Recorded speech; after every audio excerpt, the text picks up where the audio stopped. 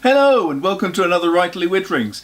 Today is momentous because it's late in the day. I haven't got a cup of tea, but I have got a very small whiskey. And that always makes me happy. Cheers! Today I've had a slight difficulty. I was going to talk about an inspirational author who I greatly admire, Nigel Neal, but I can't find the books I was going to talk about. So rather than just wittering on without a book to hand, I'm going to go for another inspirational author who I think is truly one of the great authors of the last century.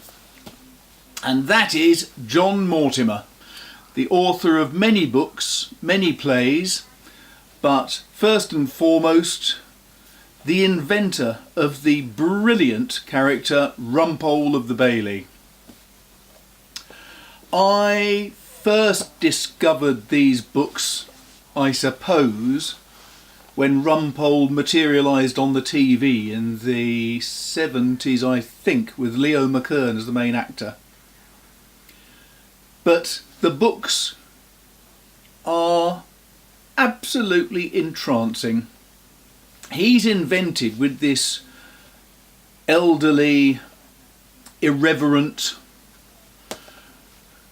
intelligent but not perfect by any means character, someone who has outlasted him. Now, I don't know how well known Rumpole is in America. In Britain he became a real anti-hero, I suppose, in a way, but hero to a lot of people.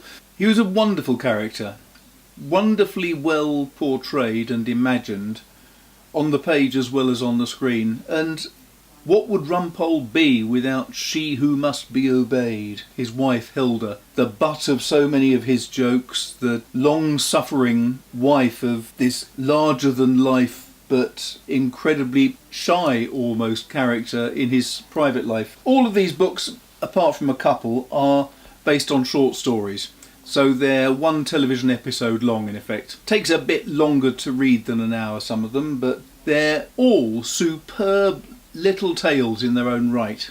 The delight of these books comes from the feeling that the writer knows what he's talking about. And that's very clear. Mortimer himself was a counsel. He was a barrister for many years. I think he was involved in defending the publishers of Oz magazine. I think he might even have been involved in the Lady Chatterley case when that came up. A delightful character. He would have been a wonderful man to have met, I think, and had a chat over a dinner table with. It's one of the things that I always liked about John Mortimer was the tale that for breakfast he would always have whatever he ate with a glass of champagne.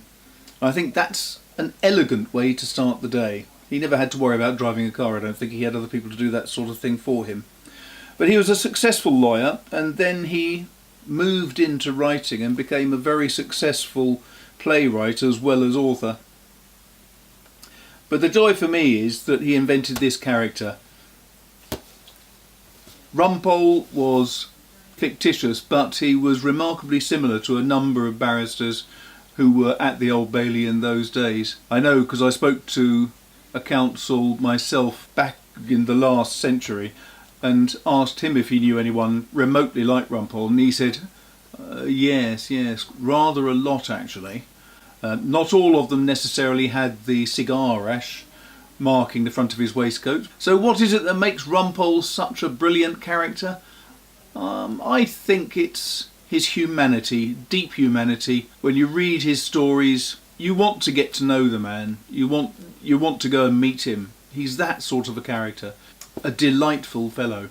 Anyone who can go through life calling the judge on the bench the old darling is someone who gets my vote every time. So why John Mortimer? Why is he particularly inspiring? I think because he had a life of dedication, a life of real commitment to his work, whether he was a barrister or a writer. And I think he knew how to enjoy life to the full, the idea of champagne for breakfast and so on.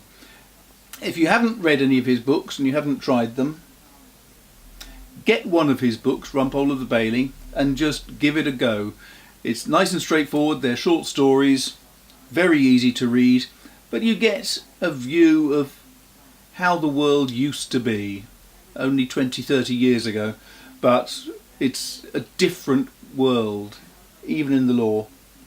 Fusty, crusty profession maybe, but with someone like Rumpole around, it would make it more interesting and intriguing.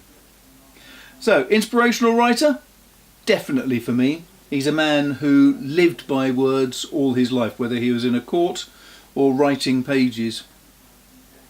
Inspirational because he was brilliantly inventive with his plots. Maybe he took lots of them from his own clients, I don't know. But I find Rumpole relaxing and delightful in the same way as I find P.G. Wodehouse, Bertie Wooster, very relaxing.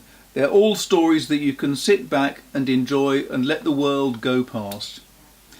So there you are, an inspiring author, I think. Now, if you enjoyed that, please don't forget, any questions or comments, go in the comments box.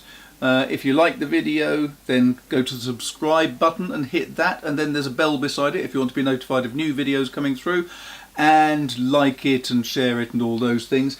And if you really like this, then I would urge you to go over to my Patreon page. There's a link at the bottom, and the reason for that is I'm moving a lot of things onto Patreon purely because it's a lot easier for me to manage videos, blogs, vlogs, everything on the one page. It makes it so much more straightforward.